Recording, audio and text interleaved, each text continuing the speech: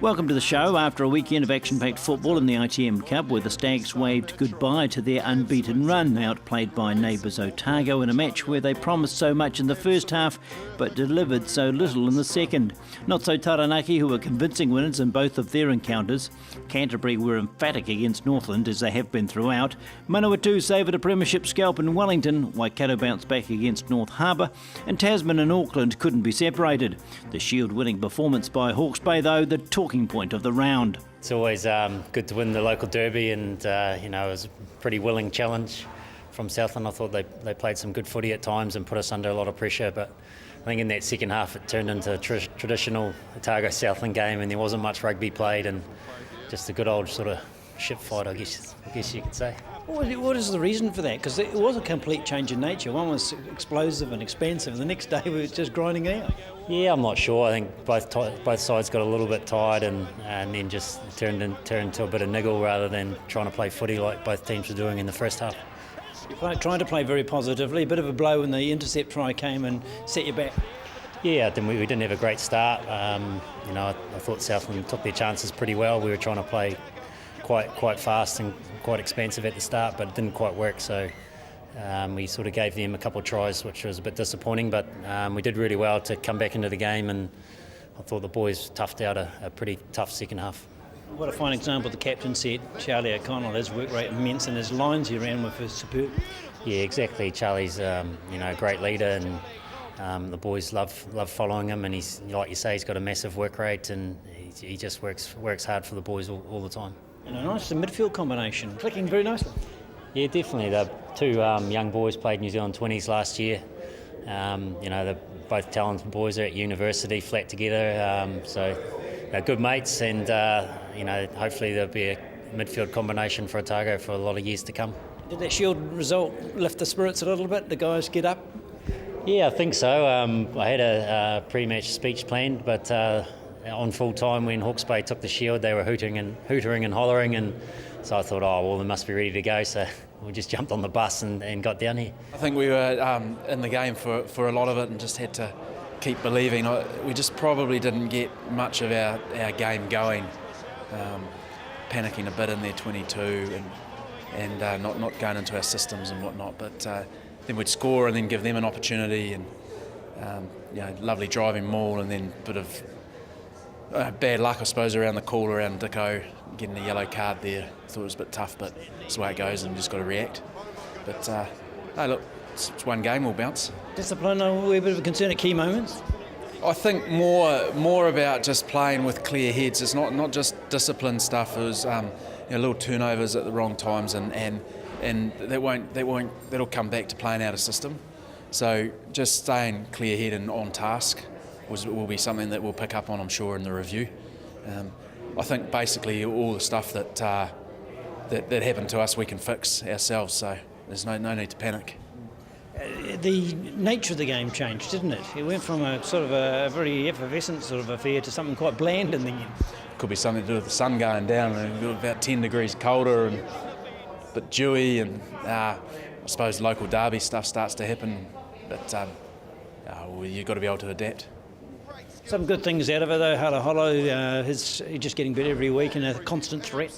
Yeah, he started really well, didn't he? And he was a constant threat. I think we would have liked to have got those guys in the game a bit more in the second half, but it just wasn't to be, and we'll have to look at how we can do that better and use other threats as well. I think the guys that came on off the bench did well on the whole as well, so you had trust in the squad, and they provided some impetus when they came on.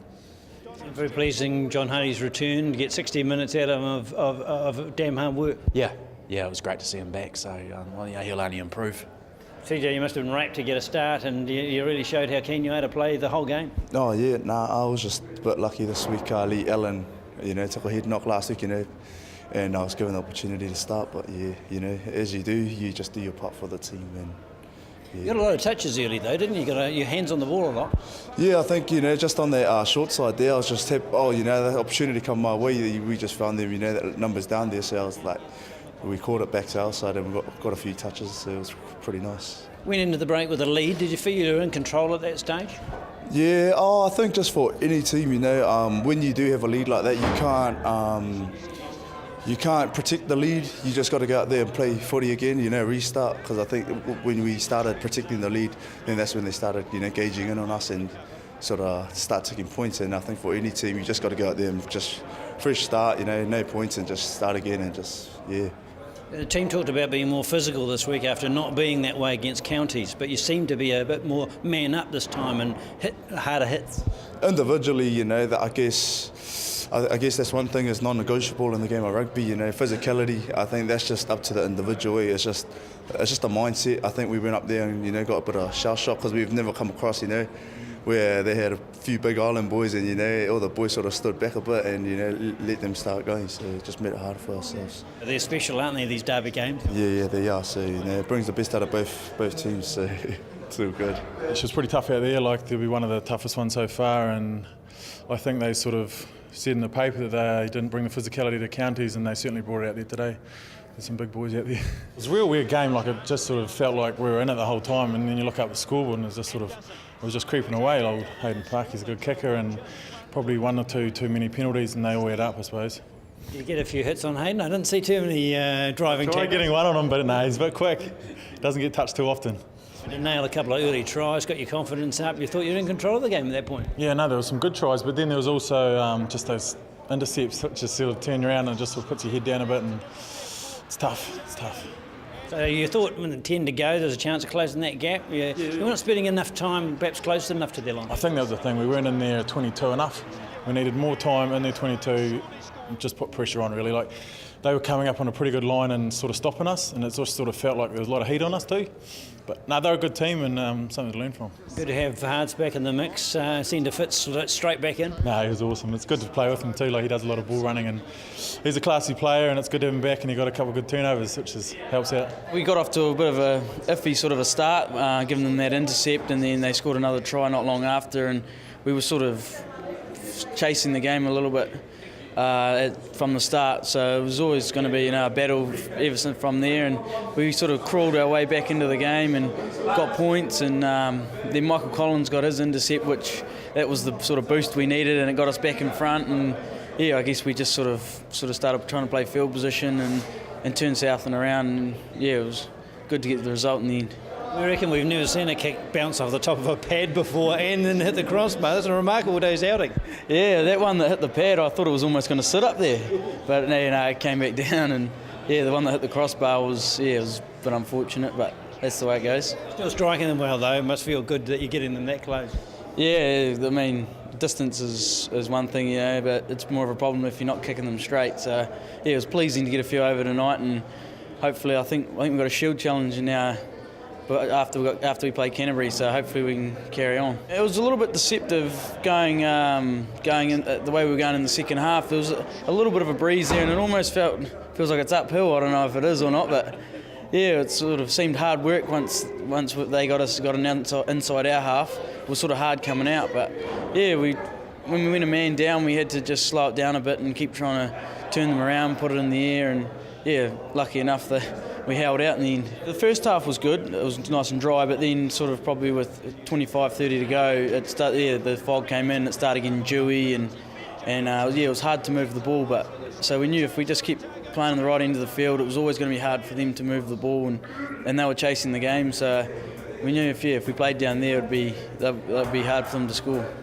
Maximum points sees Canterbury a runaway leader of the Premiership and playing a level above everyone else. Taranaki have turned their fortunes around to sneak into second ahead of Tasman, who have a game in hand. Waikato cling on to the last semi-final spot, but they've played more games than the Chasers. Poor form and results elsewhere means Wellington now warm favourites for the drop. Otago take over the top spot in the championship, consigning Southland to third with the Magpies between them courtesy of that Shield victory. Manawatu are rewarded for their determined effort to tip over the Lions away from home.